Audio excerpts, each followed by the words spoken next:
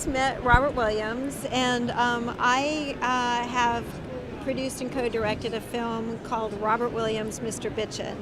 And just from your talk with Robert, you could tell how there would be an enormous amount of material to do a documentary about Robert. And we are really proud of the film, and I'm really happy that we did a film that Suzanne and Robert Williams are both really proud of, as well as all the filmmakers. And it really does celebrate his life, but it celebrates California. It celebrates any artist that finds his own way against the grain and stays with their own vision and can still, make it through those cracks that Robert will say that he'll find in the system, and then, and be a leading person that set the way for many, many artists to follow. So it really spans a lot of history, and it's fun and has a lot of insights. You've spent a lot of time working on this movie too. Yes, for me it's been a good, probably at least a good 12 years.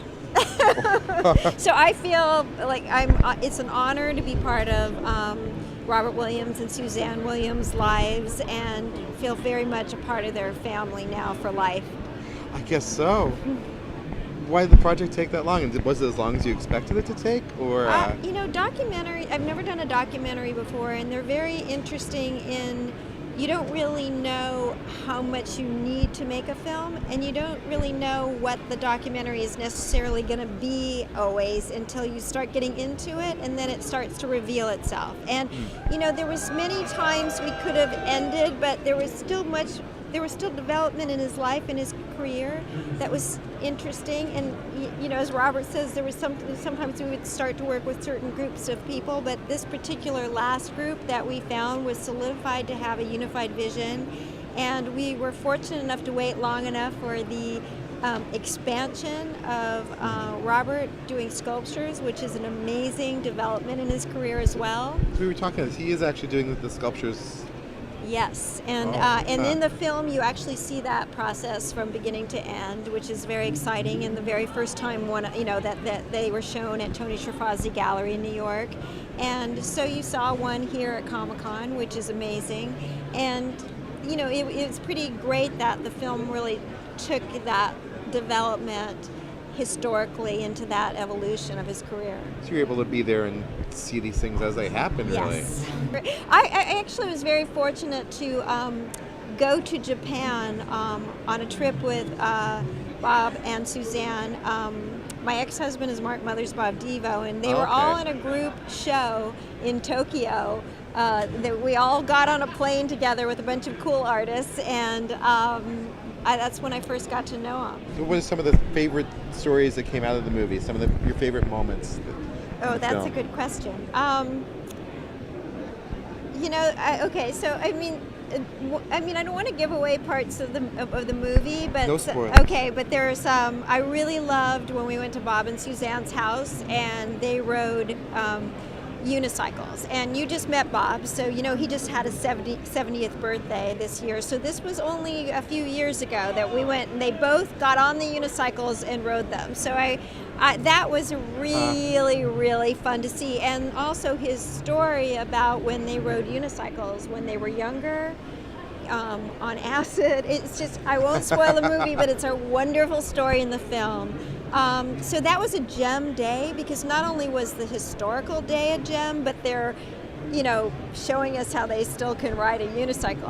Although Bob says that it's probably the last you're gonna see them on them. The risk of being on the unicycle. So that was definitely a great day. And going to New York and seeing his show and the sculptures revealed to New York City at the Tony Schifrazi Gallery on Halloween night, that was a really, really fun experience. How perfect is that? Yeah, that was really perfect. What's another great moment? It was great going to Cal State Northridge for Robert's opening and shooting there. And that same night, he opted to be with his fans, which, by the way, I went to the gallery filmmakers went about a half hour before, and then it was packed, wall-to-wall people. Wow. On a rainy night in Los Angeles, with no one usually drives out of their house, it was packed. And what was interesting is that night Robert opted to be with his fans and in that gallery instead of the opening at his inclusion of being in the Whitney Biennial. So it was again Robert's choice. Here he is in Northridge, California, packed with people that come out in the rain in California to see his work and be a part of that, as opposed to being a part of that elite society. And he was there with his people. This is one of those things you can only capture in a documentary I film, know. really. Even like a biography, which just doesn't tell the story the same way. Yes, because as you can tell, you just did an interview with Bob. It's like you just need to put a camera on him and a gem will come out. I think I asked one question. Yeah. Yes, he is already filled with things to impart on all of us. So we are so proud to do a documentary on him that you really do get to know and feel a part of himself, and he has so many things, so many great moments and interesting things to impart. The relationship between Bob and Suzanne is just a wonderful thing to see. They're both artists unto themselves, and how their relationship has been together, forever, and how they both love hot rods, how they both love art, and those two things, that they share.